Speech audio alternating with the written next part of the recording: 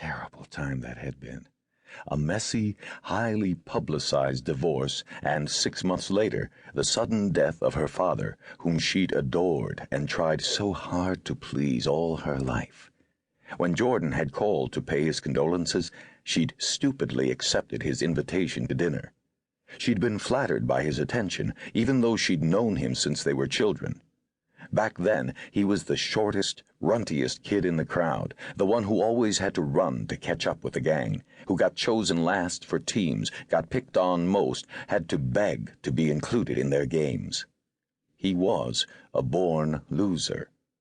Who would have guessed that Jordan Crandall, who easily could have been voted least likely to succeed, would grow up to be one of the richest men in America? Who would have believed that he would become one of the country's most aggressive and successful corporate raiders? He was still short. Not even his specially constructed elevator shoes could bring his height above 5'4". But thanks to the several hours a week he spent with his personal trainer, he was no longer a skinny little runt. He was bulked up, bulging with muscles as toned as a world-class athlete's, and he had worked with a voice coach to lower his pitch to an intimidating bass growl. Almost totally bald, he could well have afforded a transplant. He scorned such artifice, however, bragging that bald men had higher testosterone levels and brought more to bed than their hairier rivals.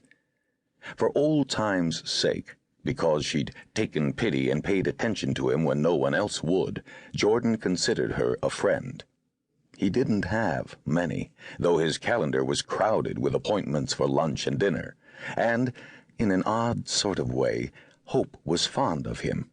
He was most of the things she admired least in a man: insecure, demanding, driven, vulgar, and vengeful.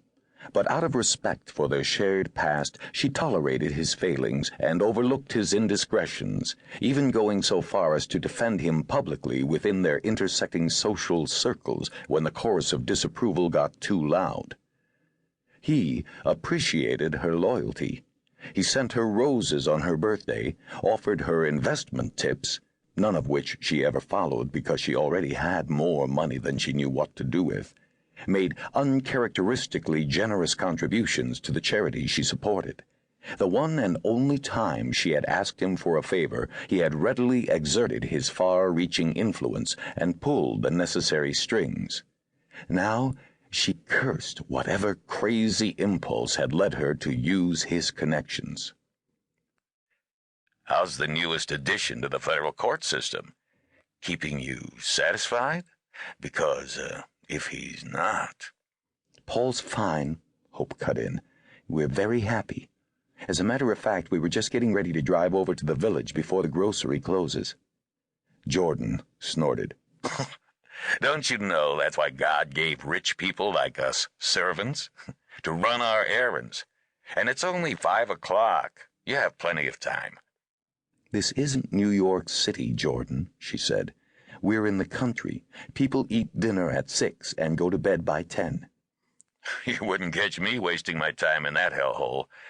But I guess you know I didn't call to talk about cows or pigs or whatever the fuck people talk about up there.